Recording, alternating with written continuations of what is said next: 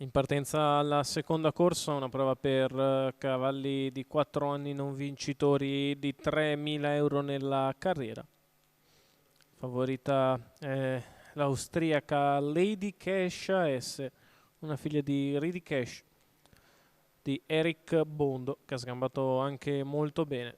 3 prestazioni in carriera, tutti piazzamenti in Austria, con Rudi Haller. Si va in partenza l'1 Dora Pan, 2 Dinamite, 3 Danger, 4 Daisy GB, 5 Lady Cash AS, 6 Diogene. In seconda fila 7 Delivery dei Mag, 8 Dozar, 9 Duel MTT, 10 Deniro B, 11 Dudeville, 12 Diana Gad. Problemi in fase di allenamento per Diogene, che perde numerose battute. E si parte con la velocità di Dinamite e di Daisy GB.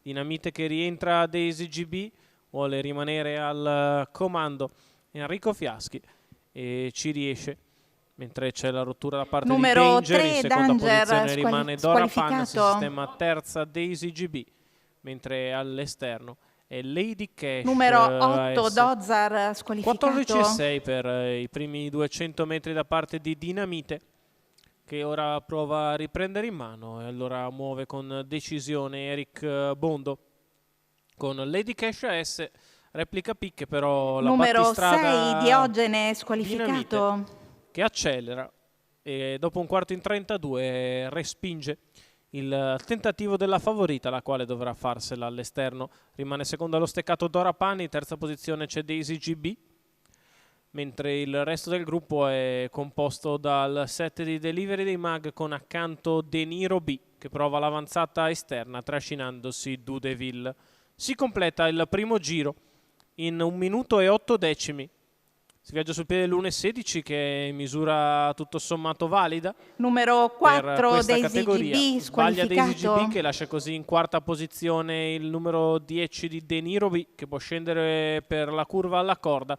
1,16,3 il primo chilometro con Dinamite in vantaggio. Lady Cash AS che numero prova a 12 ritornare al Diana largo, Gad mentre squalificato. Deniro B va a prendere la scia dell'attaccante. Allo steccato c'è sempre Dora Pan che precede Delivery dei Mag, la rete line 15,3.